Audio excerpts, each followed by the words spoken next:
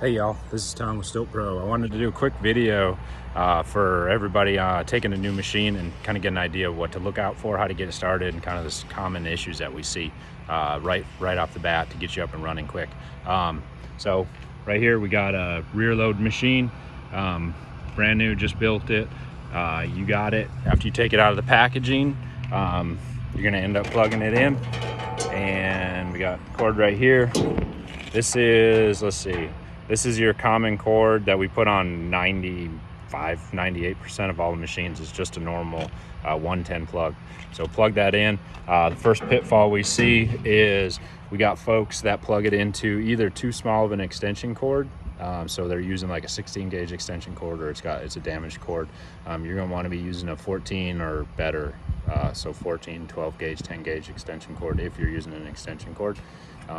Usually what we see with that is hard starting. So they put too much material in the machine, or it's just difficult to start. So the machine is going, it just doesn't quite want to start. That's a good indication that you have inadequate power. So that's either from an extension cord, or it could potentially be from just a line that's ran too long out into the greenhouse or out into the nursery. So you want to check that. If you're having trouble with the machine not wanting to start and getting jammed, first thing you want to check is get it to a place that has good power, has good power. Plug it in close as you can to the circuit breaker. Next thing we see is either running this thing at jams, because again, they didn't have the right extension cord, or y'all didn't have the right extension cord, or didn't have enough power. First thing you think is that it's a problem with the machine. And then what y'all like to do is put it into reverse, into that position there. That reverse is actually only for one purpose. It's just to take the pressure off of, like if a rock or a piece of wood or something got stuck in there and it was jammed. It won't unplug the machine. So if you put it in reverse and run it, it actually will fill the bottom of the hopper down here up with material, and it'll make it a little bit harder to start, and it'll actually make the problem worse.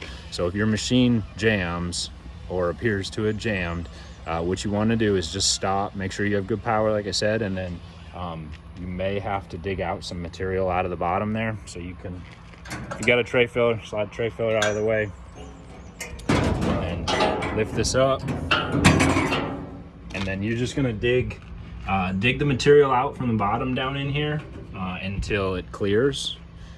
So you can clear out some material.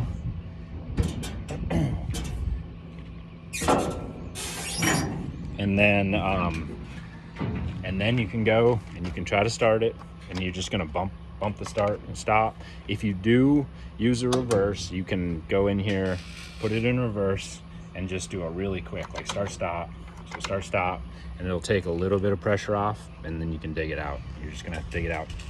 The other thing is, if you're adjusting here, this is for your flow, so you can open and close. That's how you adjust the flow on it. You shouldn't have to, but the chains generally, right here, the chain is gonna be pretty loose, and that's normal. So that loose chain is okay. When it becomes a problem is if it's jumping tooth, and that's when you want to tighten it. Tightening it is up here, and so you can see this one is completely loose. We haven't actually tightened this one yet, but we'll have it set somewhere in there.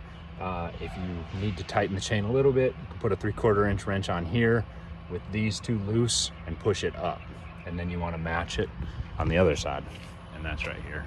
So you're gonna match that side. Tighten them up and you're good to go. Really doesn't take much. And let's see what else we see.